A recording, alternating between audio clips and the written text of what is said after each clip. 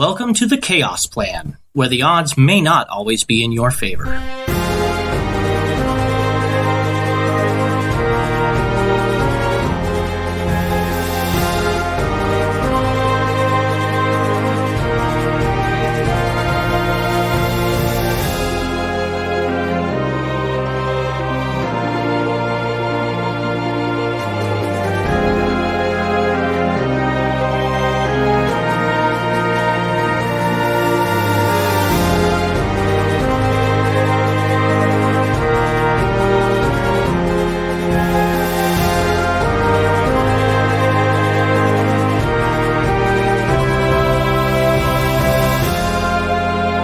Thank you for joining us for another episode of The Chaos Plan. If you'd like to know more about the show and have an idea of kind of what's going on and where we're at in the world, visit our website where we are currently working on an online campaign guide, which you can find at www.theadventuringguild.com. And if you would like to join the show or become a sponsor and help us make this podcast better, visit our Patreon account. Just search for The Adventuring Guild or our website to find a link. And by subscribing and helping us out, you can not only join our Discord to hear our episodes live, you can also become a member of the show, get some awesome merch, and represent the guild. So thank you very much, and on with the show. Hello and welcome to the Chaos Plan, where the odds may not always be in your favor. Today we are recording a mission with Cherno and Bob that occurred on the 20th of planting. We kind of breezed over it a little, having a few issues with scheduling, but we're coming back now to get into those sewers that we promised you all. So I suppose we can just get back straight into it. If there's anything else you want to add, Bob? Nope. I think I'm good to go. We did break once in the middle between the 19th and the 20th, and Cherno made a single contract, but other than that, I think it was basically straight through the whole thing. Okay, awesome. I do have one question, Brayden. Yes. How did you convince Bob that it would be worth all of the complete paradox fixing when you completely TP Chaos? Yes. I've come up with a few things in my mind, you know. Because I'm like, it was after this Bob set up all the guild, but Bob's dead. That's the real mystery of it all that will be revealed in the charity stream, is I've been dead the whole time. This definitely only makes sense to Bob, but Bob, you're probably actually one of those meteorite monsters. Oh, damn! That's freaky! Yeah, spoilers to come. Yeah. This sounds like the kind of podcast that Brayden would be hosting. Yes. All right. Well, I suppose we can start off with you, Cherno, as I believe you had just left the temple, had you not? Having heard that you could, in fact, get the Raven Queen as a patron to create pacts with. Yes, that's right. Bob had left earlier for me to have my chat. I'd gone back to my room for a small nap because I was up all night. And so I think it'd be probably noon-ish, and then I'd be trying to go find Bob to talk about some sort of mission near the Temple District at some sort of cafe, waiting till the man in the Raven Mask runs by. Okay. The patron Starbuck, the patron saint, or the patron god of all caffeine. We need to do a coffee domain for the cleric. Wait, right. That's why I'm calling it Sundo. The opposite of the star is the sun, or Mundo. Oh, that's fantastic. And I mean, they like the money and the dough, so hey. Yeah. Alright, so as you're enjoying a chocolate croissant and decaf latte at Sundo, Bob, what do you do?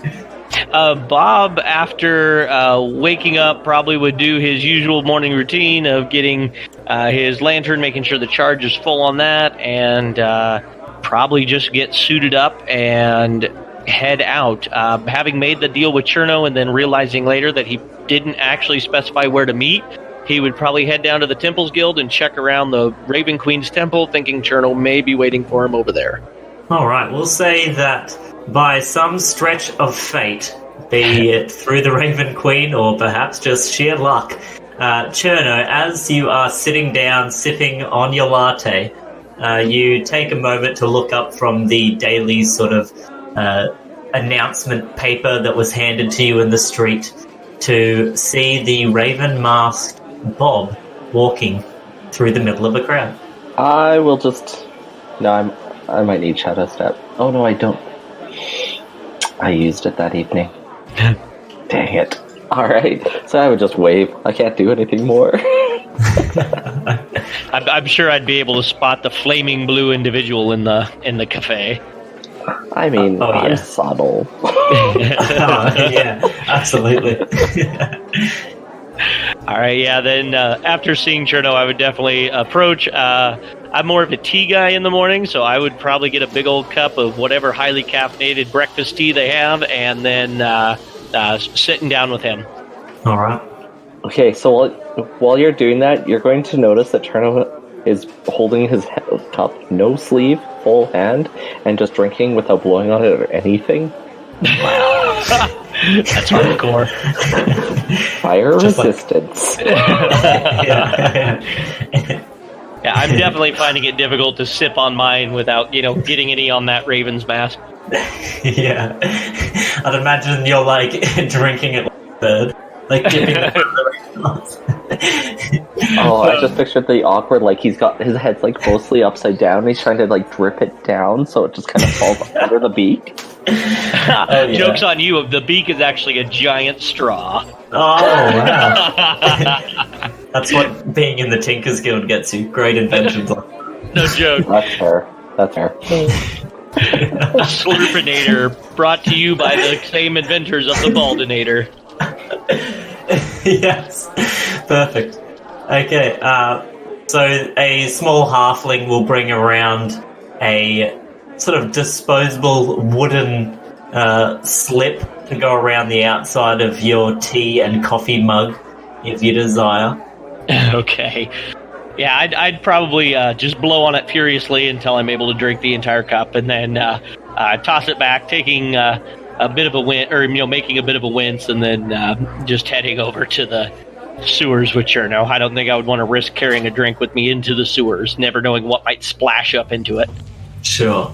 So you had heard that under the Temples district, in those particular sewers, there were one of the priestesses had visions and sort of gained slight confirmation that there were sigils being placed down there by someone who worshipped Orcus, or worships Orcus, that would reanimate corpses that were, or people that had died in that particular section of sewers.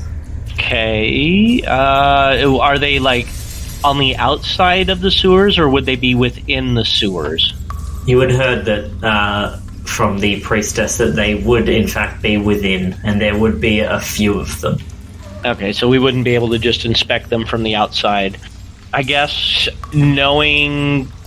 I mean, we would have been directed as to which entrance to use, correct? Yes. Okay, then I would probably use the lantern right away, shine the lantern, and just kind of inspect the first sigils I see before getting any further, so we kind of know what we might be facing later as we go further on in. All right, we'll say that you head towards a bathhouse that you were told about, sort of a bathhouse temple of sorts that is dedicated to a god of beauty or something along those lines. Johnson and Johnson, the goddess of bath product and beauty. Yes. Oh, I just keep thinking of the anime about the Eastern Dragon. You see a small trapdoor off to the side leading down to a stone sort of hallway that leads underneath. Some of the bath water's sort of beginning to spill down into the area, and you see it kind of funneling down into a central sort of trough that travels forward and then drops off, water falling down into a larger expanse. Sorry. A larger, smaller expanse? Yeah, I know. A larger set sort of further down into the earth expanse. I guess, what kind of lighting are we talking about? Like, is there any kind of light at all in this area, or are we getting far enough away from the actual bathhouse and the lights itself that I'll need the light? Because I don't want to give away our position with the light until we absolutely have to, but I don't have dark vision, so I'm kind of screwed without it. I have dark vision anyways. There is very, very little light down here. I was just going to put my hand on Paul's shoulder and be like, I do have dark vision. Okay, well, I guess, obvious question I didn't think about. How much light do you put off? Would it be enough that you would be visible anyway, so it's not going to matter if I have my light on or not, or?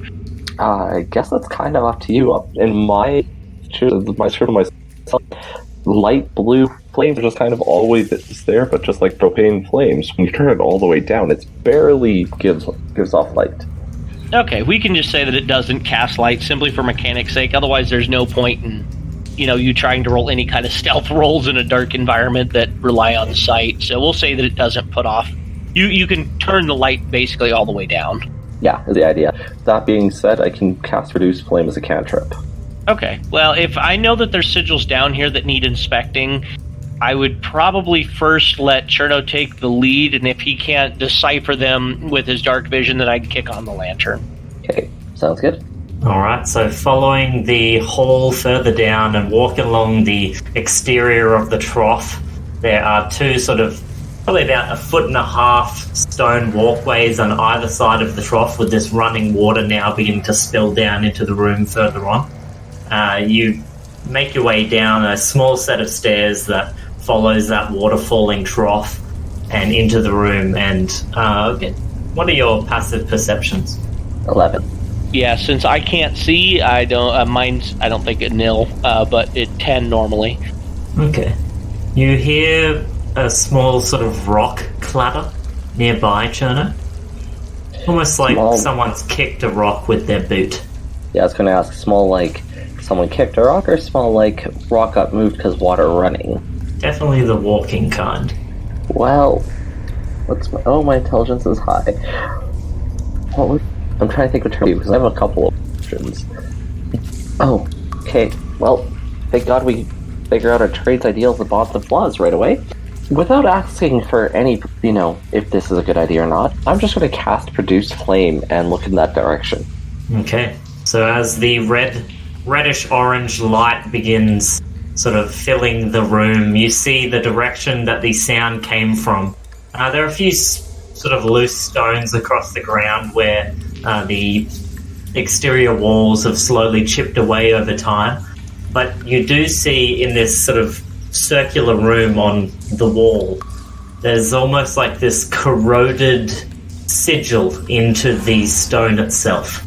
We close enough to be able to decipher the sigil, or is it across the room far enough away that we need to get closer to be able to roll a check on it?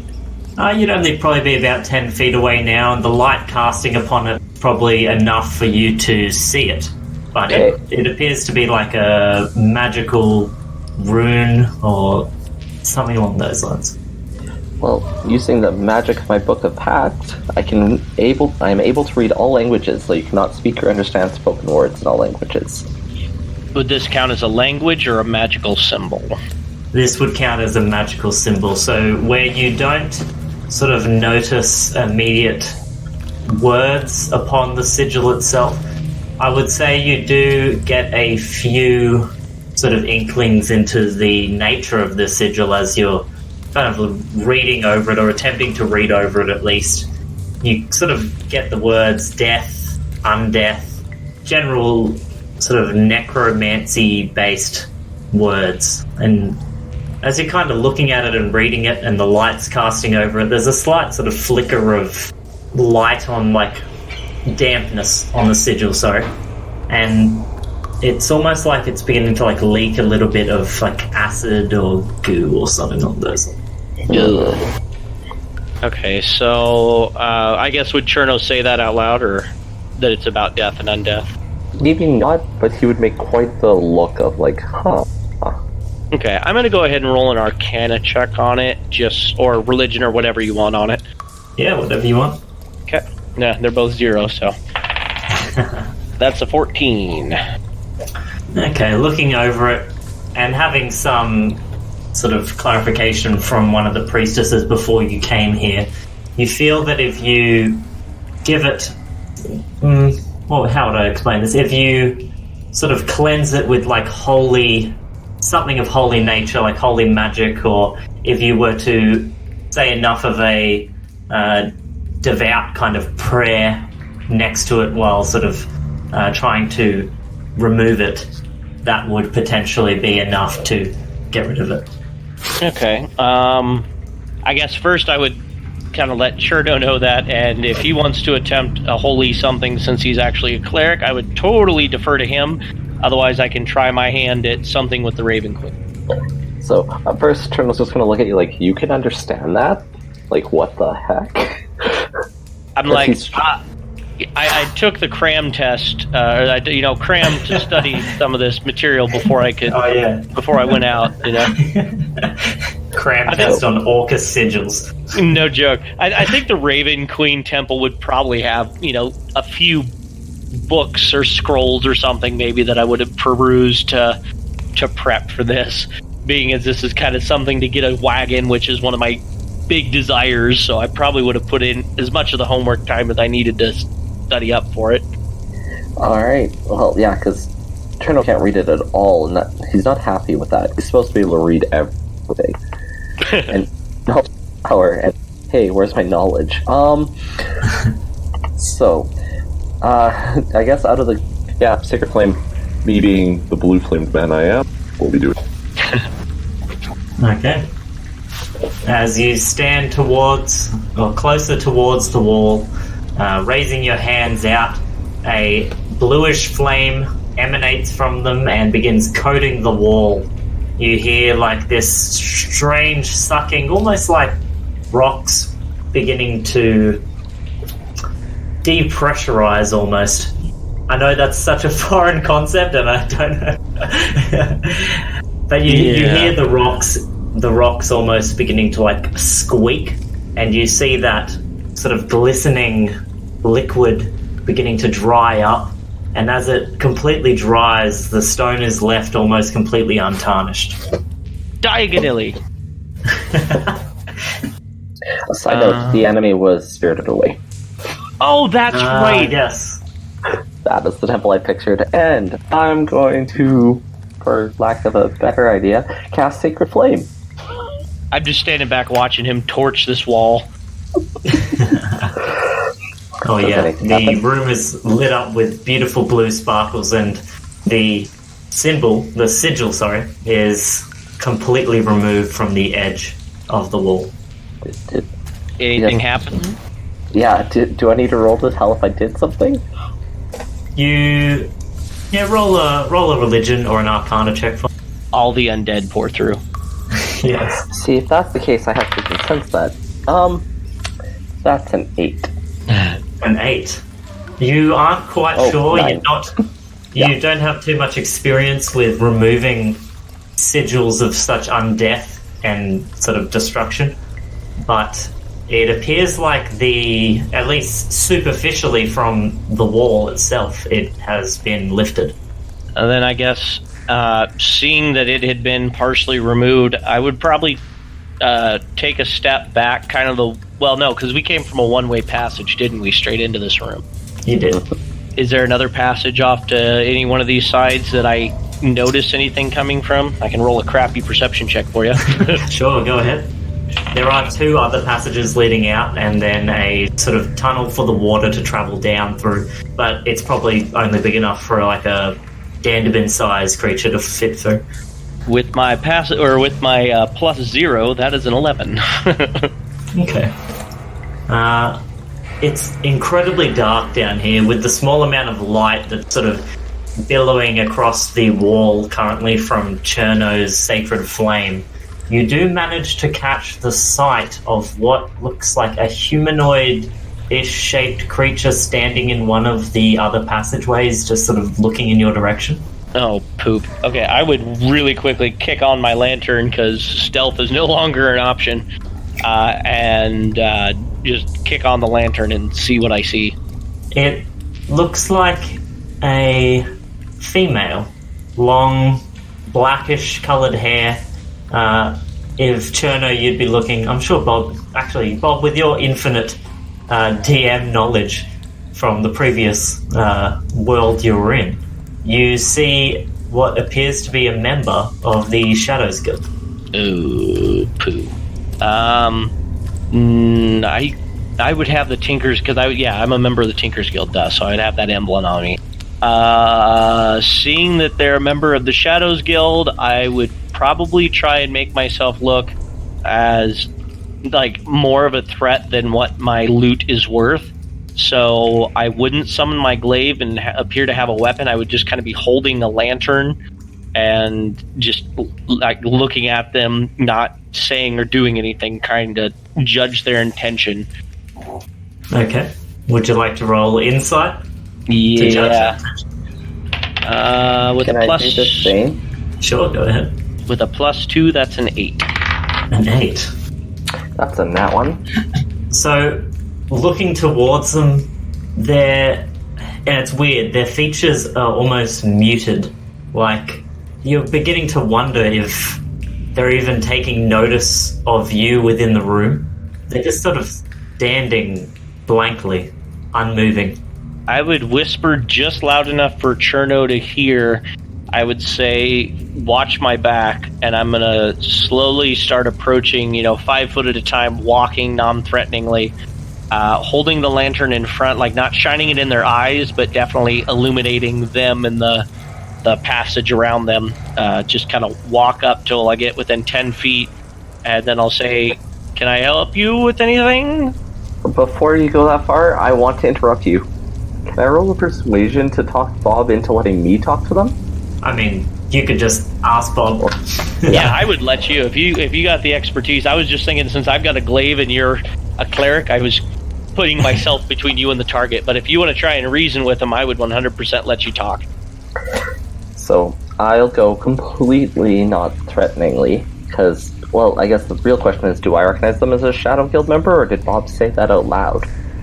Oh, I would have said that. I would have whispered that to you. I'd be like, looks like this is a Shadows Guild member. Be careful. I'm going to walk up front. Okay. You being a member of the Shadows Guild too, aren't you, Cherno? I am. You would recognize. Okay. So, I just kind of put my hand on his shoulder and be like, you watch the door. I'll see if I can help this out. And then I would put on my biggest, smooth talker thing. Go up and be like, what a surprise seeing someone so attractive in such a less attractive place. I would wolf whistle. As you walk up to them, you notice small bits of dust or ash falling from their body, and their head just kind of looks up towards you too, completely blackened eyes. Are they dead? And you hear coming from the mouth of this lady, where am I? In the lovely sewers under the Temple District. I'm cold. Come closer. I back up till I'm within 10 feet of Cherno, and I've got my hand out ready to summon my glaive, but I'm not going to do it yet. I've heard this before on way too many TV horror movies. I'm going to produce a flame, because it doesn't, if I'm not mistaken, it doesn't give off much heat, but it might give off a little. Sure. And walk a little bit closer, and just be like, why are you cold? You see her head turn and look towards the flame, but it's like her head leaves an imprint of where it was in almost like a shadowy cloud that catches up with the rest of her head probably a second after it turns.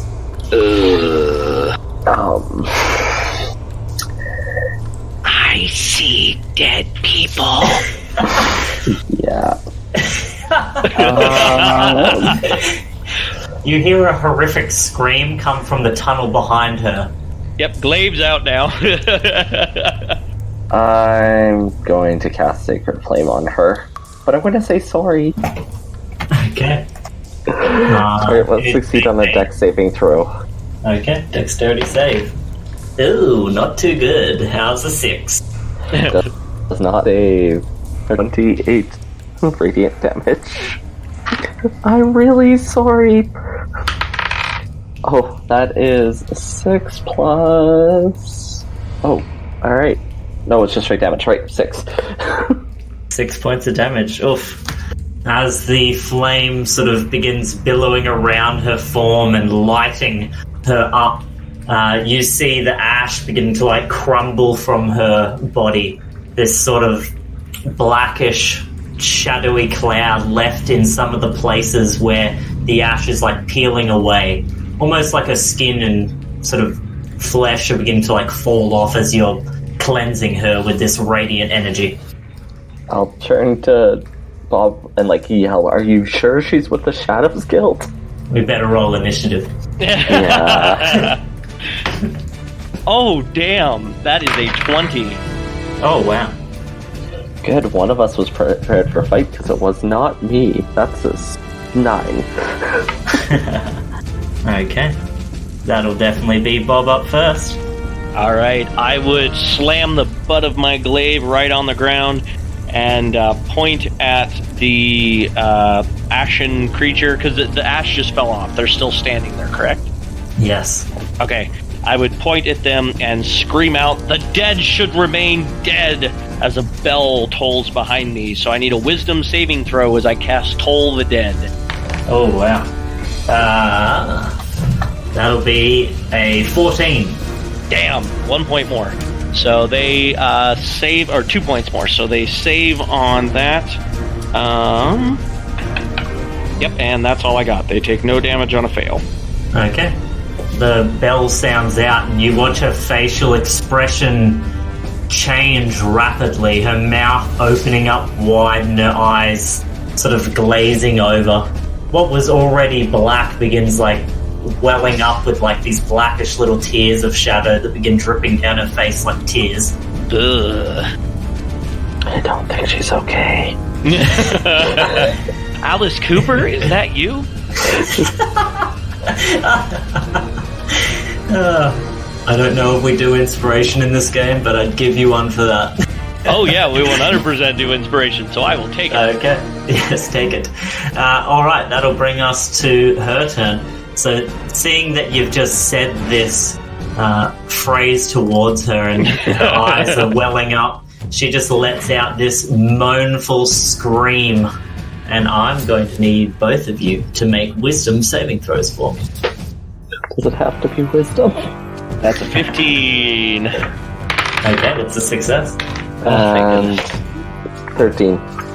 Oh, both successes. Oh, okay, good. so you feel this biting cold of death sort of well up over top of you, but you both manage to sort of shrug the majority of it off. Feel the frightening essence of this creature's moan sort of taking to your soul.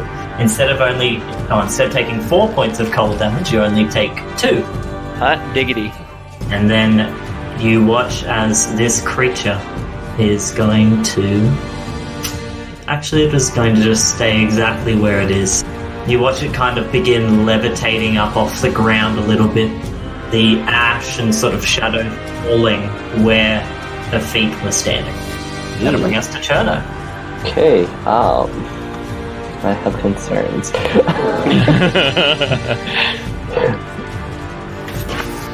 Well, I guess the first question is, did the radiant damage seem to do extra? Was it super effective? It appeared to damage the strange creature, but it didn't look like she was in any extra pain than what you'd expect. That's strange. And I don't imagine spare the dying would help her any. Too little, too late. Yeah. What was it? Turn undead. What is that? Okay. Would she be undead? How could I tell if she's undead? You can roll a religion check. We'll do that, as I'm probably the only cleric who doesn't have proficiency in religion. It's like, I won't need this. Oh, but I got lucky. That's an unnatural 20. Oh, wow. given what you've learned about the sort of sigils that are around here, and knowing that there's a lot of crime and sort of murders and fights that happen from the Shadows Guild in the sewers itself, you could almost piece together that perhaps this lady has fallen within the time that these sigils were erected and has returned either as a spirit of some kind or some other kind of undead.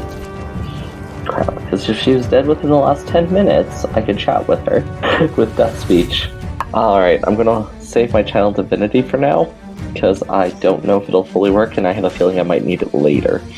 So, yeah, we'll just go... I'm gonna take a few steps back and throw another Sacred Flame out. Okay. Dexterity saving throw. Oh, wow. 18. Yep, there's no damage. So as you shoot out this flame, her eyes kind of leaking out the darkish tears as she's floating up above where she was previously standing. You watch she quickly flies to the edge of the tunnel and through the wall, and then almost back into the same place, avoiding the shot of radiant energy. That'll bring us to Bob. Okay, Bob will once again slam the butt of his glaive down even... Actually, you know what? I'm going to go ahead and put myself between the creature and Cherno if I'm able, because you didn't get within 5 feet, you just got close. Or did you actually step within 5 feet? Of who? Of the creature thing. Nope.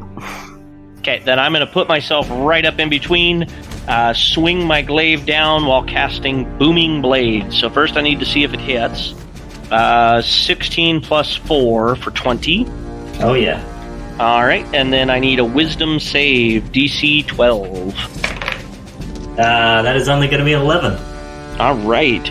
Let's see here. So they become sheathed in thunder energy if they until the start of their next move or start of their next turn. If they move during that round, they take an additional 1d8 thunder damage, but they will take right now 9 points of damage. Oh wow! What kind of damage is that? Magical slashing. Okay, good to know. Awesome. As you slash down into her with your glaive, you watch the sort of section where you cut through almost begins becoming distorted, similar to how you'd seen in the real world on an old-fashioned TV when the channel's like flicking from the top of the screen below. Her body's almost like flicking in and out of existence. Ugh. Weird.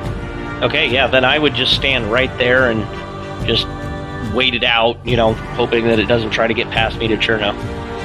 Alright, that'll bring us to its turn. It, looking towards you, has got its hand sort of down on its stomach where you had chopped through, and its mouth is open and it says, "Why are you here?" I would say back to stop Orcus. And I would say, because I'm helping him. Oh, it recharges its moan, and it is going to let out another chilling moan. So I'll get you to make wisdom saving throws, both of you. That's a 9. That is a fail. That's a 16. That is a success. Okay. Yay, Hades' bloodline. Okay, so, Bob, you take 11 points of cold damage, and you are currently frightened until the end of this creature's next turn. So you see this thing moan, and you watch the ash begin, spitting out of its mouth and into your eyes and across your face. You feel the cold from it beginning, freezing your face. Cherno, you only take 5 points of cold damage, and you're not frightened, but you do feel the chilling grips of death sort of grasping at you from this creature. Is this necrotic damage? Cold damage. Cold damage, okay, just checking. You said cold of death, so... That will end this creature's turn. Cherno. Alright, Cherno is just kind of amused with himself and also didn't appreciate it, so he's just gonna go, 2 can do that, and I'm gonna cast Chill Touch. Nice. Okay. So I need to make a ranged attack spell. Please roll well, please roll well. You haven't rolled well yet. I'm going to assume an 11 doesn't hit. An 11 does hit. What? Awesome. Okay. 1d8 of necrotic damage. And that is 6 damage. Okay, and I can't regain HP. Alright. As you watch the hand grasp onto the creature, you see it begin. Its eyes sort of just look down towards the hand that you've summoned to deliver this necrotic burst, and it doesn't have any effect seemingly on it. Wait, chill touch does nothing? It is immune to necrotic damage. Damn.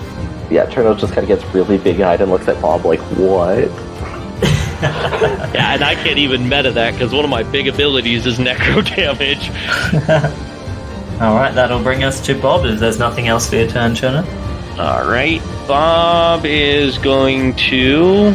I'm probably just going to swing at it again. I can take another full hit like that, so I'm going to just try to swing again at it. Booming Blade one more time to keep it from moving. Sure. And actually, I was wrong. It does not require a saving throw. If I hit, it just has the effect. Okay. So that is a 15 plus 4 for 19. Yep, definite hit. Alright, so then if it moves, it takes the thunder damage, and it deals only 7 points this time. 7 points of damage is exactly what you need. As you slice down through the creature, sort of channeling your patron through your glaive, you watch as you split the phantom down the middle. And as it does, it kind of begins like shrinking and crawling and hobbling along the ground. And you watch as it sort of comes to rest. Its body just slowly diminishes into a pile of dust and ash on the ground. I would definitely scoop up some of the ash, and then, because I'm obsessed with that kind of thing, I would scoop up the ash and then check to make sure there wasn't anything else around. Okay, sure. Give us a perception check. Can I cast or use Death Speech? Sure, what would you like to try and talk about? Briefly with the souls of the recently deceased. Who did this to you, and what can you warn us about? And I would probably do some sort of secret code to make it known that I'm also part of the Shadows Guild. Okay. Alright, give me a persuasion check with advantage. Okay, don't fail me now. Persuasion. The secret language is, who popped a cap in your ass? 21. Yeah, exactly. Well. Okay, 21. You stand down over the ashy remains of this phantom and speak out to it. And after giving the code that you are part of the Shadows Guild as well, there's almost like this sudden acceptance of your presence, and you feel a small tingle in your mind as a voice sort of comes across saying, it was the Necromancer. Where is he, and what can you warn us about? How did he get you? I think he's gone now, but I came down here looking to break into a temple. I guess I was just caught in the wrong place at the wrong time. Thank you. What is your name so I can report it to the guild? A great question, and one I will answer with a fantasy name generator. Oh, I have a name all right, and it's a great name. It is... The greatest name that I was ever given. Yes, it was passed down to me by my family for click, click, click, click, click, click, click, generations of click, click, click, click, click, click, click. You hear in your mind, My name is Anil Daily. Which honestly sounds like a pun of I'm a die, but sure. I was thinking more along the lines of Annabelle, and I wasn't going to touch that no more. I've seen that exorcism. I guess while he's doing that, do I see anything around? Because I would be kind of wandering while he's talking to make sure we don't get jumped from the back. Sure. Looking around, there is one other exit that, leaves the room other than the one you came down, and then the sort of hallway that you're currently. You do not see anything other than the sort of sewer rat sort of running by with a sort of loaf or half a loaf of bread within its grasp. So I'll just pass on to Bob that her name was Anna Diley, and she came down to break into a temple, but it sounds like she was in the wrong place at the wrong time when a necromancer got her. She thinks the necromancer is gone now. Okay.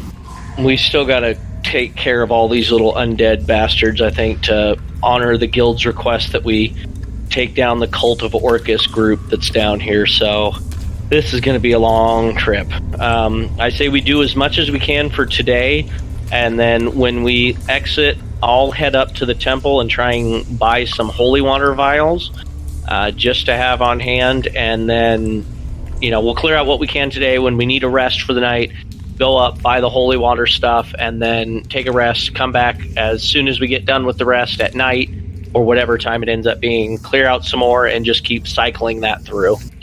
I think you're right, but I gotta tell you, Cherno's like, we need a cleric. He just keeps thinking it, like, we need a cleric.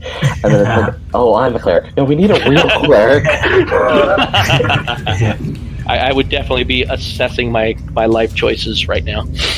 Yeah, and I'm just like, I'm a cleric, but of books. Does this look like a book to you? Yeah, no joke. Well, the skin is pretty leathery like a book. It was dust. All right, yeah, then I would say I've got a set of keys that I'm not using, and I have some rope. I'm going to go ahead and cut off a small chunk of rope, fray it so that I can make kind of a long string, and I'm going to hang it in front of that other entrance so that if something does walk through that other entrance behind us, it'll shake the keys, and so we don't have to be as worried about something getting behind us without us knowing. Awesome. That sounds like a fantastic idea. Okay, Do you want something Enderman would do? Oh, yeah. Do you want any kind of check for that to see if, or whatever, any kind of crafting check or whatever? I'd say that's fine the way it is. I'm pretty happy with that. Not biased at all. Yeah. Then with that up, I would offer to lead the way if Cherno wants. That way he can have a spell ready to go since I've got my big glaive out front. And I will agree, but also be pulling out a glaive using my weapon contract. All right, then I make sure that the pointy bit of my glaive is sticking out ahead of me, and I point the lantern down the hallway and slowly walk down the passage, or is it another room on the other side? It's another passage that leads on. There's a T section, but having knowledge previously and studied been told via the priestess, you would assume that a lot of these sigils are sort of around the outskirts of the sewers and not necessarily in the sort of central section to kind of create a area of connection between these all, and then the area within all of the sigils would be affected. Okay, so then would I think it'd be easier to jump out of the sewers and go to a different entrance above ground, or just kind of try and skirt my way around the outside ring of the inside of the sewers? You think it may be a bit safer, but it's up to you. Potentially a little bit longer in time, but I think we might want to at least check to see if there are any undead baddies here. That way we can, fulfill the agreement to get rid. So do you want to continue on for just a little bit, and then if we don't see any more undead baddies, check the way with the keys, and then head up if we don't find any down that way? Absolutely. I was like, I swear I have the ability to sense undead. No, I get that from the Raven Queen after this. Yep, yeah, the 15-foot sense undead. And I don't have anything as far as sensing undead anyway. I've got Sanctuary I can cast once per day, but I don't want to use that yet. Oh shit, I have my Familiar too. I would put my Familiar right by the keys as well to squawk loudly if something happens. And then I would walk down ahead of Cherno. I try to stay about 10 feet ahead because I've got that cry ability that I can use with my Harlequin thing. So I would stay about 10 feet ahead and just shine the light ahead of me. Sure. Probably about another 8 to 10 minutes of time pass as you're making your way through, keeping ever vigil as you're continuing for any potential undead, and then the odd occasion passing your senses back to your Familiar just to check where you've come from. And as you round a corner, you see a smaller sort of room with a number of pipes sort of running across the roof of it, and kind of buried down into one of the corners is one of these sigils. There doesn't appear to be anything within the room or anyone, and it's awfully silent, except for the sort of slight faint trickling of water through the pipes overhead. Okay, I don't have any ranged attack spells, so I would point it out to Cherno. Without going into the room, I would point it out to Cherno and say, hey, Cherno, can you blast that from here and see if anything comes out? I'd rather choke him here in this narrower passage than go into a room where we could be surrounded. That makes sense to me. Yeah. Any reason I can't do that, Mr. DM? Well, apart from the Tarrasque in the corner, no. Ah, damn it! I knew it. Undead Scaly. It's okay. All those contracts you made with Belagos attracted the attention of the Tarrasque. Okay. Yes, the floor rumbles and then cracks open. You see Tarrasque rising into this tiny room. Exactly. No, there should not be any reason that you could think of that you wouldn't just blast it. Okay, so I'll just use... let's have some fun. I'll use just a regular good old produce flame. Okay. The flame, you hold your hand and grasp, and you watch as a ball of flame begins growing in your hand, and it turns into this solid, kind of baseball-sized ball.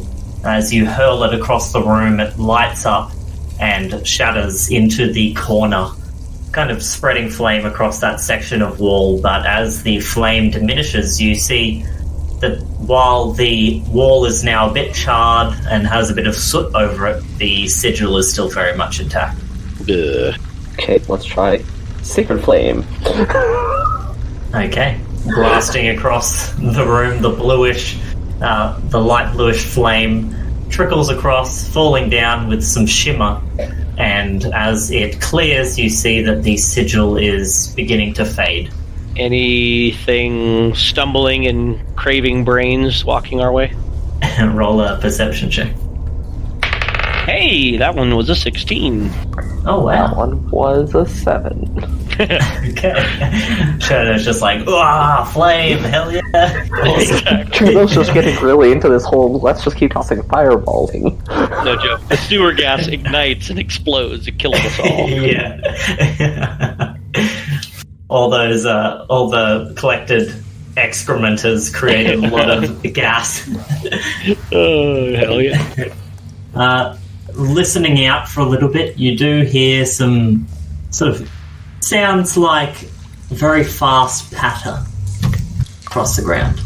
Not footsteps, less uniform, but definitely something hitting upon stone. Okay, I'd probably approach closer, but still stay outside of the room as much as possible. I wouldn't be quiet at all about my movement, but get so that I'm like 10 feet from the entranceway into that next room so we can keep that bottleneck. But I can strike as soon as something gets within that 10-foot mark. Okay. There is another exit off to the right, and as you're kind of looking in, you see a hand kind of grasp around the corner from the ground and then begin like pulling itself forward, and you see a severed arm kind of like flopping its way across the room and into it. Okay, and it notices us, or does it just like... Does it scream, roll initiative?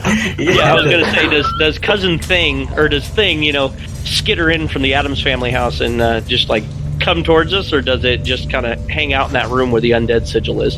It rushes towards the fading sigil. So it's off in the opposite corner, facing, well, assumedly facing away from you, considering it's not sure what way it faces, but it is off in that direction. Then, as I charge towards its back, towards its wrist, whatever, I shout, light him up, Cherno, as I swing down at it. Okay. Roll an attack roll. Okay. Are you lighting it up, Cherno? Are we 17. lighting it up? Oh, you're lighting it 17 up. hits. Oh yeah, I yelled at you to light it up as I charge in. Okay, I will cast Sacred Flame because I'm getting a hint that Sacred's gonna help more. Okay.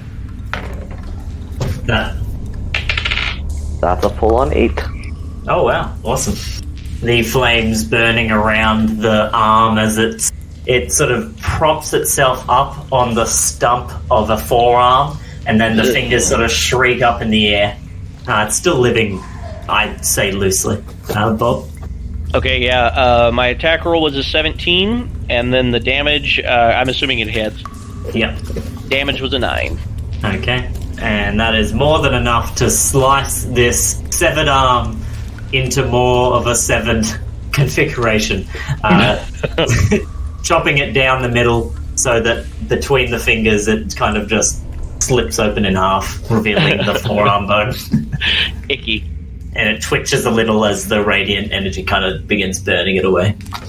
Alright, do we notice anything else charging out, or was it just the one hand arm thing? Listening and kind of looking down that hallway, you do not see anything else. Okay, I would roll a religion check if you want to try and find out what this creature was, or... Yeah, that would be a 16. I'm 100% thinking that it's Thing from the Addams Family, but I know that's not correct. You think that this may have been a Gorling, which is essentially something a necromancer creates when they don't have a full body to create into a zombie. Ugh. It's more powerful than like a crawling claw, say, but usually can be created from any sort of configuration of body parts. I look for the collar that says Spot or Fido. Okay, I would ask Cherno then, do you think we should go forward some more, or do you think we should turn back and check out that other tunnel? I think we should finish off this, whatever we're obviously annoying. And I'll cast Sacred Flame on the sigil again. Okay. The sigil diminishes completely underneath the powerful radiance of your Sacred Flame. And nothing else runs out at us after that second blast? No. Look, that was eventful. Yeah. I guess if you want, we can walk for another 10 minutes. If we don't find anything, we can turn around and come back. You gather that the sigils, the sort of knowledge of the sigils has been gathered fairly quickly. So creatures have managed to last without dying within the sewers for the past, 48 hours or however long it's been since they've been fully erected. So the likelihood of there being undead everywhere and swarming is pretty low. Okay, so then if this would have been left for another, say, week or two, then you would have started to have noticeable more undead sort of coming up from the sewers, potentially. Okay, so then probably just wherever an entrance is, within a 10-minute walk of the entrance is probably all the further these sigils are going to extend into the deeper reaches of the sewers. That's a fair idea. Okay, so then I would tell Cherno we should turn back and walk 10 minutes probably down that other hallway where I hung the keys, and, if we don't find anything down that hallway, then head up and go further across the city to one of the other entrances that's marked. That sounds like a plan to me. Alright, then I lead the way with the pointy end facing forward. Okay, so doubling back, you manage to get back to the key. It seems undisturbed, and your Raven familiar is sitting nearby who quickly flutters over to your shoulder, Bob. Because I'm morbid like that, I would say, hey, there's a tasty treat for you down that other hallway. Go get it. Go get it. Comes back with a half-severed arm. Yeah. Fantastic. No, it's just a thumbs up. That's fantastic. I expected it to bring it back with the middle finger showing. So then I guess I'll continue down that hallway in the lead, I guess, for another 10 minutes, see if we find anything. If not, head back surface side. Alright. And just because I'm not really fearing anything, I'm just going to have Produce Flame going. Yeah. Okay. Because it lasts up to 10 minutes. Awesome. We'll say over the next 10 minutes you manage to find 2 more sigils, and using the use of Sacred Flame or your prayer, Bob, you are able to destroy them fairly easily without anything jumping out towards you. Okay. Would you continue on forward or head back out up into the streets to kind of continue along, getting or entering from the further points of the sewers. Since we found 2 of them on this side, I would ask Cherno if he thought, another 5 minutes down this walkway would be warranted, or if we want to turn around. I'll point out that your patron seems pretty serious about total eradication. Yeah, so then I'd probably walk another 5 minutes down just to be doubly sure that there's not another one. Okay. As you continue on 5 minutes down, at around 4 minutes, the hall sort of opens up into a fairly large room, about 50 foot long and dipping downwards about 30 feet. There's 2 sort of stairwells that lead down, and there's a large sort of viscous pool of muck in the center of it that a lot of this sewage is just sort of dumping, sewer pipes are dumping in. You get the smell of like refuse and long rotting, kind of decayed, how will I say this nicely, poop and urine. Yeah. Then with I would probably apologize to my Raven ahead of time and have it kind of swoop over the top of the sewage to make sure that I didn't, there aren't any hands sticking up out of it or anything very obviously undead. And if it didn't see anything, then probably turn around and head back surface side. All right, make a perception check. Okay. And with my Raven and its +3, that was an 11. Okay, your Raven swoops over top of this muck pile, looking down in, looking for any movement, hands, feet, anything sticking out. Doesn't seem to see anything out of the ordinary except for the disgusting refuse flushed down the toilets by the citizens of Port City. And no sigils anywhere we could see either? Not in this room, no. Okay. I would probably tell Cherno we're probably safe turning back. I don't think we need to wade through all this crap to, just be quadruply sure. I don't think any necromancer would be on the other side of this.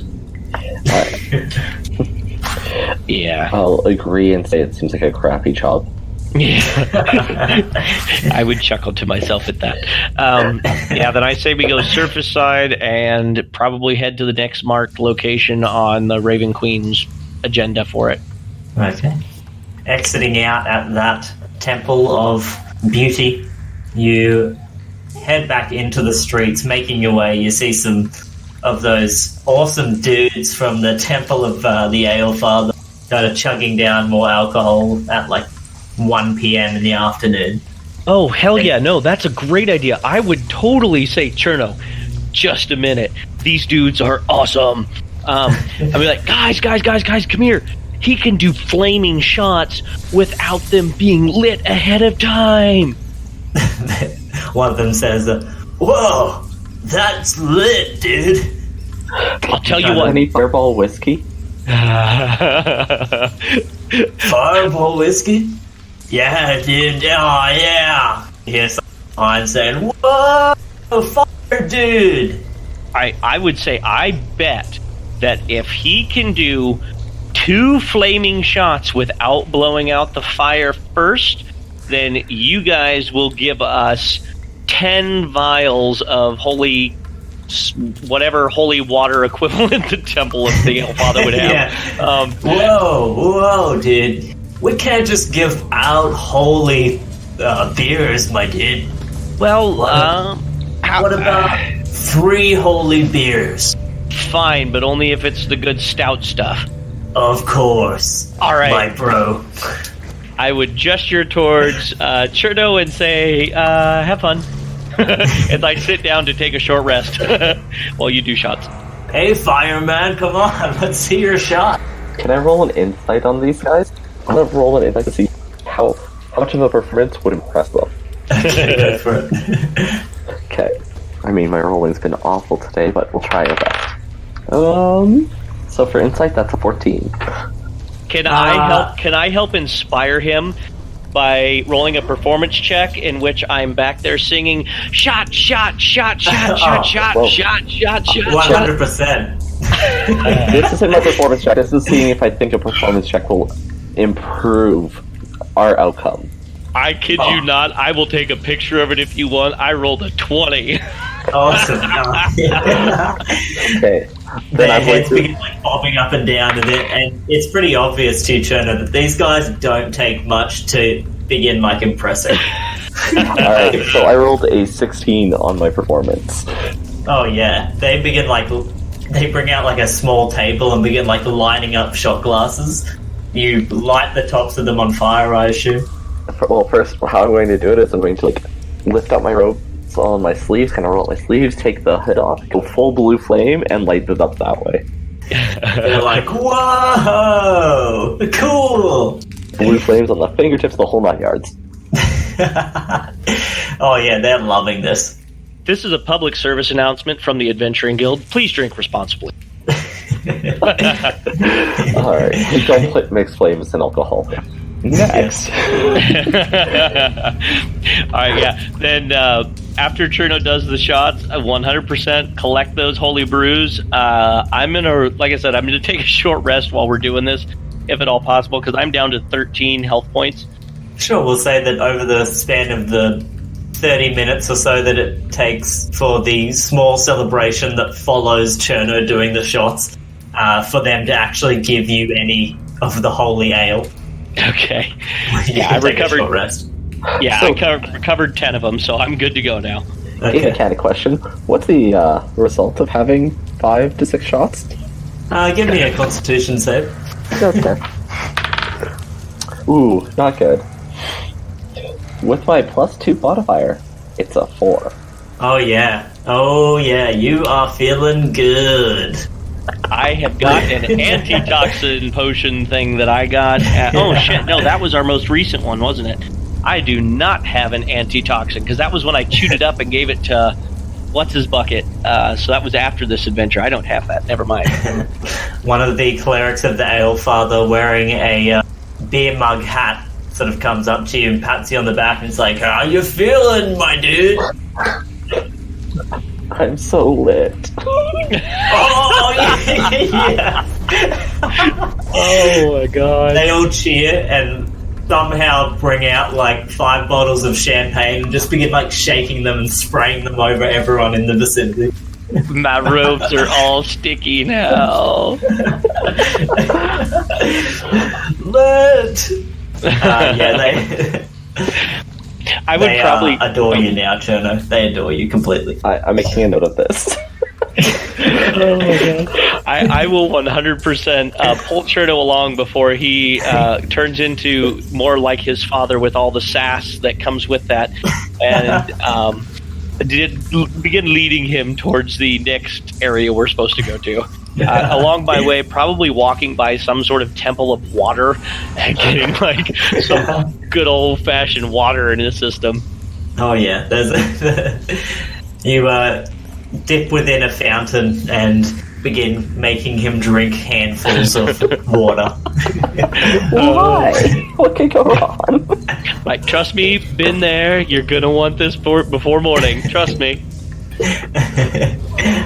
Yeah, I don't think Cherno has much experience with alcohol at all. So. Oh yeah, you feel real warm. More than you should. There's no flame control going on at all anymore, too.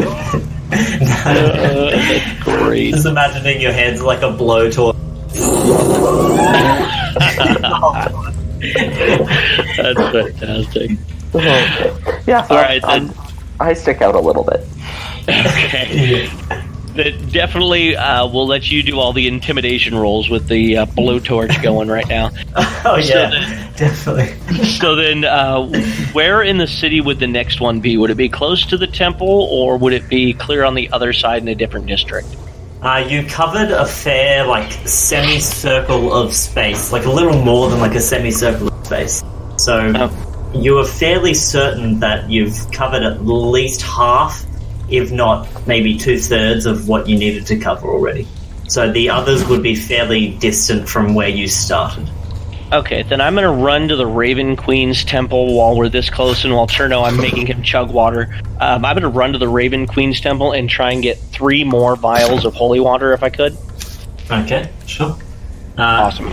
We'll say that with a small donation, they'll gladly part with anything you need. How much? I've got lots of silver pieces and gold I can spend if we need. It's up to you.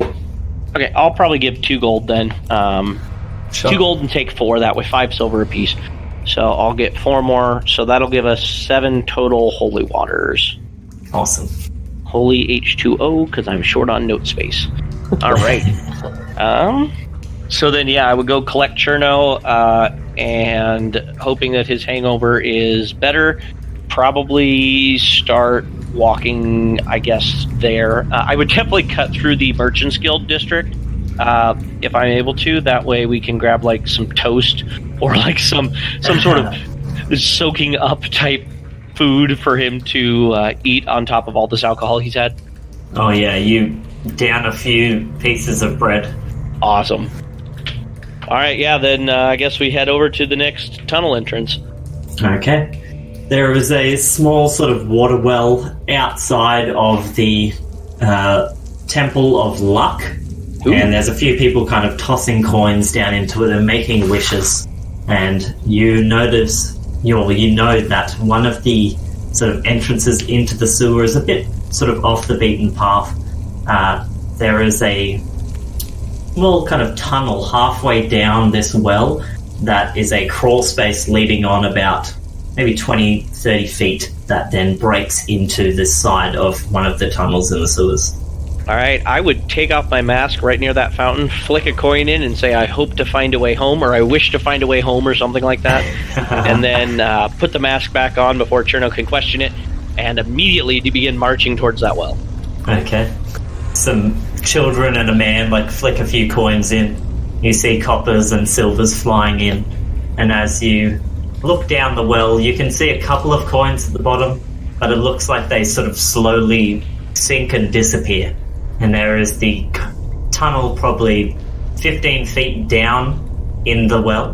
The well then drops on another 15 feet before hitting water, so there's a 30-foot drop with the tunnel halfway down. Is there a ladder or something, or do we have to, like, lower a rope? There is no ladder, and the edges are not slick, but look like they're fairly smooth. I've got a +2 to strength. Well, that's meta terms. I can't say that. I would be athletic enough that I think I could probably get down there. So I would try to work my way down, and then I would summon my glaive and kind of stick it into the stone right on the other side of the, I guess, part that goes halfway down or whatever. Like, stick it in the wall and try and reach up to help Cherno, so that there's that glaive there to catch onto should he slip. Awesome. Roll a athletics check for me. And I am proficient. If you succeed, Cherno can get advantage on his athletics check. Awesome. That was a 12 with my modifier. Okay, easy enough. You managed to get your way down, and I'll get you an athletics check as well, Cherno, with advantage. As Bob assists you. Not that I don't want to get used to advantage, and I need it, trust me. Would not steady on his feet drunk Cherno really have advantage here? Very true. Straight roll. I would 100% have 1 foot on the glaive, stick it in the wall, 1 foot in the tunnel, like ready to catch my drunken friend as we do something stupid together. Yeah. Oh my god. So with my -1 modifier of 14. Yeah. You make your way down with surprising grace, given the circumstance of you being drunk. As you get to the tunnel, Bob's glaive kind of guides you within, and you sort of slide down the haft and into the tunnel itself. You can definitely tell that Bob has experience doing stupid crap while drunk with friends, so that was definitely some pre-thinking on his side. Yes. Well, nice. Oh, and as Cherno gets down there, in a very Jack Sparrow-esque, he'll be like, well. I would have definitely yelled parkour as we were going down there. Oh, hell. All right. So then the tunnel. Do we see anything? Not that I had my back turned, my weapon stabbed into the wall, totally defenseless while helping my drunk friend. But now, looking behind us, are we going to get jumped by a lich or something? Yes, Orcus himself is in the Obviously teaming up with the Tarrasque from the earlier section. Exactly. Yeah, he rides it into battle, of course. Bring me closer to my sword. Looking down through this crawl space, there isn't a Tarrasque or an Orcus, and there's nothing seemingly within, but you do hear the running of water from the passageway beyond. All right. Rather than try and pull the glaive out, I'm just going to unsummon it, and because this is a crawl space, so I don't think using my glaive in a crawl space is going to do me much good. So I would just kind of hold on to the lantern out front with one hand and kind of three crawling, or like actual crawling, or just kind of stooped crouching. It'd be if you were on your knees and back up straight, you'd be able to just narrowly miss the top of the space. So you could walk-ish if you were sort of using your hands a little as well. Yeah, I would probably do that then, with one hand out front holding that lantern out to make sure we don't run into anybody unexpectedly. Okay, sure. Exiting out the other side, you see it opens up into a very large cylindrical tunnel, the sort of rushing water and sewage coming down. It's slightly sloped, and looking to your right, the sewer tunnel arcs upward at probably like a 20-degree angle, and which, well, of course, causes the liquid sliding down the middle of it to be traveling at a fair amount of speed, which is where you heard the running. To your left, you see that there is one of these sigils, probably 5-6 feet down from where you currently are, and it is carved into the edge of this cylindrical tunnel. Okay, so I guess perception check to see, like, can we tell if there's anything that's been moving through this crawl space or going through here with a perception check, or is it going to be too big of an expanse or whatever to try and check to see if there's been any movement in this area? I'll say you could try an investigation. Okay. There's enough sort of dirt and kind of rough stone within that crawl space to where you think that you could probably gather some tracks if you looked well enough, but the tunnel itself is fairly... It looks like there's a lot of liquid that kind of runs down through here. Okay, yeah, never mind then. I'm just trying to think of what, if we could see which direction the tracks were coming from to figure out which way to go from there. But okay. I guess you said the left was inclining up? The left was downward. Leftward down. All right, so then I would probably want to head right, because I don't think the necromancer would go back down into that pool of crap that this eventually drains into, probably. Do you think, Cherno, or do we want to start at the low end where we kind of know it will drop off and then work our way back up? Bad guys usually like to go to the bottom.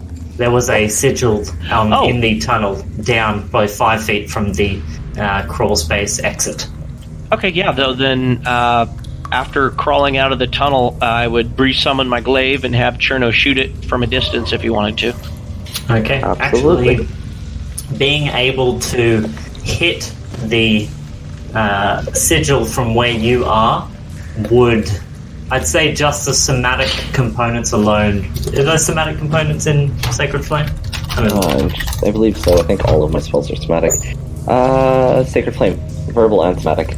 Okay, I'd say the stone would be slippery enough with you probably only being about 1.5 feet away from this fairly quickly running sewage that if you were to begin doing your somatic components, there would be a chance you would slip. But you could do so with a successful dexterity, acrobatics, balancing. Could I help? I have to because I'm too drunk to think otherwise. Could I help support him? Sure, I'll give him advantage, actually. I'll just give him a flat roll then on the check. Yeah, I would stab the pointy end of my glaive into two of the stones to kind of brace myself so I don't slip, and then I'd put one arm around him or grab him under the arm or something, so he could still do all the hand gestures. So Sure. do you want acrobatics or athletics? Give me acrobatics. This is more to do with balancing. Oh my god, drunk powers are amazing. That's a 15? Oh wow, yeah. So you know what? Bob's got his glaive stabbed into the tunnel and is holding you like by the scruff of your vestments, and you're kind of just hanging out, arms outstretched over the sewage, performing your saxophone, launching your spells towards the sigil. Oh my god, this is great. You watch the sigil slowly disappear, and as it disappears, it sort of turns to goo and ooze that sort of slowly trickles down into that sewage and gets washed away. I vote the name of this episode should be Bob and Cherno's Excellent Adventure. I second that, and I want to say I really hope this is the episode that gets us fan art. Yes. Oh god, that's great. Okay, so did the sigil disappear after one strike, or is it going to take more than one like the last ones? We'll say Cherno did 2 sacred flames and managed to alleviate it. Okay, let's see With how your strong. assistance, of course, otherwise that could have potentially been horrible. Yeah. Yeah. Like, Bob, watch this! One from each hand! Pow! Cherno goes off into the distance, getting dragged away by sewage water. Exactly. Still launching little sacred flames as he goes. Oh, that's great. Okay, so then we don't see anything else to the downward slope to the left there. It continues on beyond both of your vision, just in that 20-degree down wash. Okay, is there any kind of ledge or anything on the other side, or any kind of ledge on the on our side, or something that we could maybe get to, or is it all just kind of wading through sewage? The tunnel is fairly... It's a giant cylinder, so there's a portion that's pretty close to the liquid itself that you could walk on without being too dangerous, but there's no like flat ground at all. It's all fairly hazardous, I'd say, potentially. That's what I was worried about, is we're going to end up having to make acrobatics checks this entire time. Pooh. I guess I'll say, Cherno, let's sit down here for just a minute here, have another sip of water, and I would have filled my flask with water beforehand and, had him take a pull off of the flask, because I send my raven to go further down the tunnel, downstream, to see if it can find anything that way. Okay.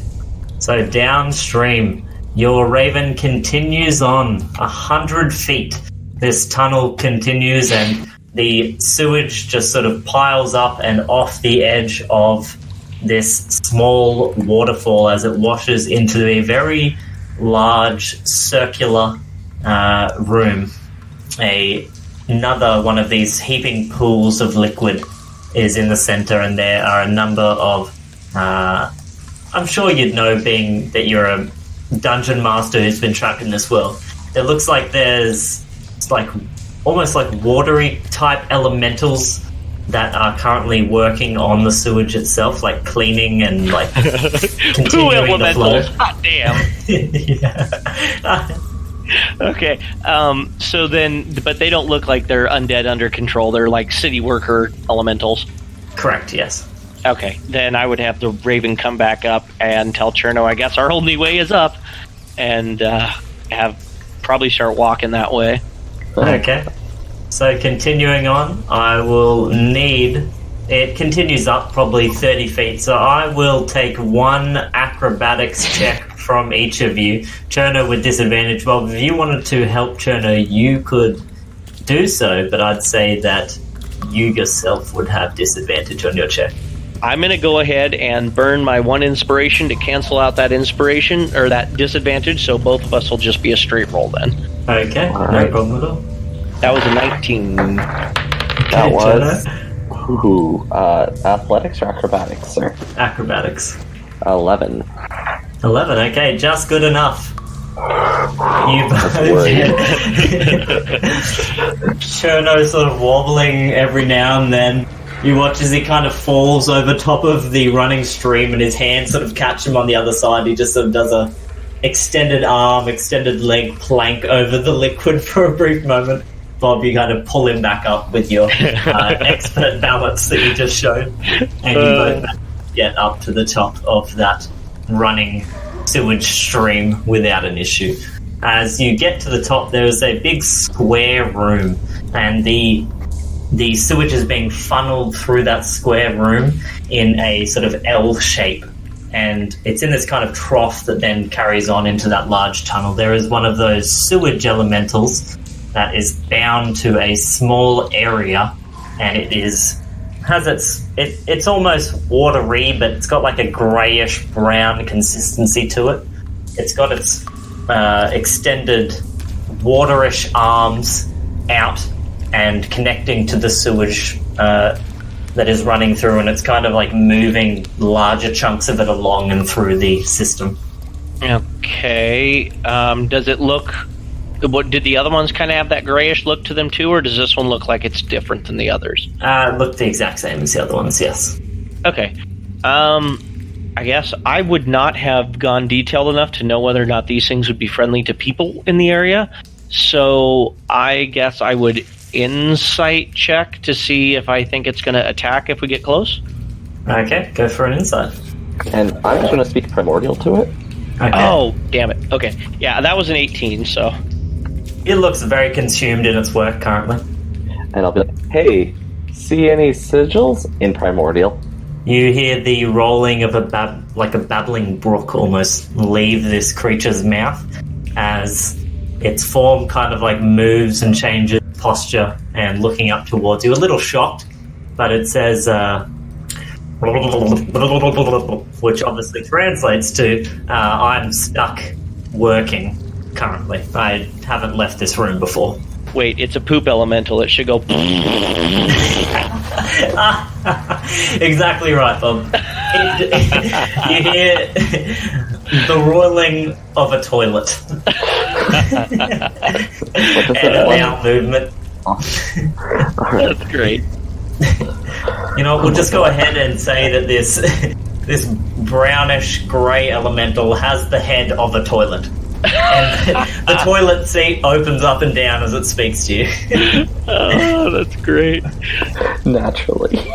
What else would it be? I feel like we have to actually make a poop elemental stapler for this. Oh yeah, 100%. Okay, so yeah, the creature has told you that it hasn't left this space ever. It was bound here, and this is where it has stayed doing its work. I'll just kind of nod, like, in primordial, that's shitty. The toilet seat moves up and down rapidly, clacking against the top of the porcelain. I want fan art. I demand it. And I'll be like, alright. And so Cherno just kind of looks at Bob like, yeah, let's keep going. He hasn't seen anything. Poor Bob. Okay, so following along the L that the sewage funnels through, you see another sort of more squarish tunnel with walking strips on either side of the trough that the sewage runs through. I'd say over the next 5 minutes you manage to find another one of the sigils, then manage to cleanse it relatively easy. Another 5 minutes passes and you enter into a relatively large room that, you approach a relatively large room and the sort of smell of decay wafts over top of you. Ugh. Yeah, summon the glaive 100%. I really don't want to sacrifice my familiar by having it run in there, but if we have to, I would rather, shoot it in there and then I can dismiss it as an action if I have to. So I would just probably tell Cherno, if we can obviously smell decay, I would definitely tell Cherno to get kind of ready, and I would send my familiar into the room to scout, but I would have, ready so that the second it takes damage, I dismiss it. Okay. So as the familiar flies in, you can see immediately sticking from the center of a large pool of refuse on a sort of pole. Yeah, sort of strung up on a pole is what looks like a disfigured undead creature that's had its body parts rearranged into the shape of the sigil that you've been putting out this entire time. Its head is kind of moving at the top of it, but its body is so disjoined and sort of constrained to make this strange sigil that the only real movement coming from the lower side of it is like a fingers that kind of twitch off to one side. The head kind of follows the raven as it flies around the room. Okay, yeah, I would 100% communicate that immediately back to Cherno, summon the raven, or bring the raven back to us, and then ask Cherno what he thinks he wants to do for a game plan going in there. Because I don't think it would have seen the raven, but it didn't make any moves to attack the raven, correct? It didn't even look like it. It was, imagine a sigil or shaped or a body disfigured to look like a sigil, and then there's a head on top of it. So it's really, you don't think it has any way to move. Oh, okay. I was thinking like okay. So I'll just be like, burn it? Yeah. Burn it with fire? Yeah, probably. That's all you would need to say. Cherno's going to turn and use the Valgos, the Ancient Red Dragon's Flame Breath. Oh, shit. Alright. So you step into the room. Yep. Okay, as you pass your eyes over this horrific sight ahead of you, before you breathe out fire, I'll have you both make wisdom saving throws as you upon it. Damn, that's what I was afraid of. Oh, wow. Okay, that's a 16. Okay, awesome. And 13. Okay, both just what you need. Cherno, just what you need. Bob, you passed with flying colours. You see the head of this, undead, once undead creature, now just undead sigil thing, look towards you and just sort of let out this strange gurgling babble in your direction. Ugh. It sort of shocks you but doesn't frighten you in any way, and it just sort of remains motionless, the little bits of twitching in the muscle that make up this strange and blasphemous sigil. Okay, want us to roll initiative, or is Cherno going to be able to breathe fire beforehand? We'll say Cherno breathes fire beforehand. Okay. Alright, so this is going to come out both as a flame breath and also probably partially a belt for all of the alcohol. Okay. Granted, it's mostly magic, but... That's fantastic. 7 damage. Okay. Well, dex save first, but... It automatically fails. Okay. Yeah, 3d6, so 7 damage.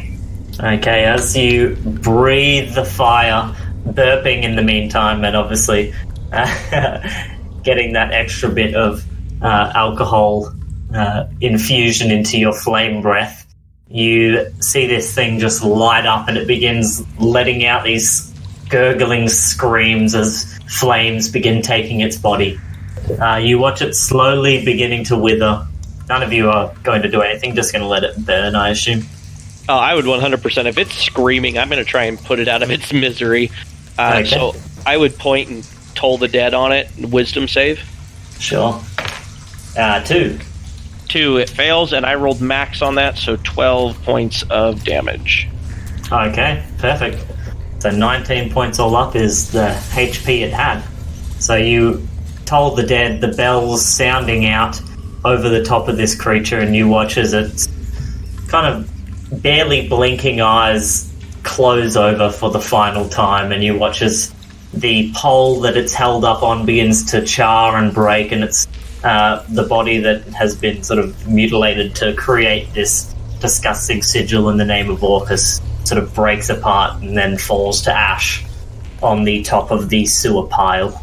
You feel a lightness sort of take the room, and what you didn't realize previous, like a sort of strange feeling of dread that had been over you, is just suddenly lifted. It's like everything around here just got happier, almost, would be the most basic way to describe it. Okay, can I speak with the dead on this one?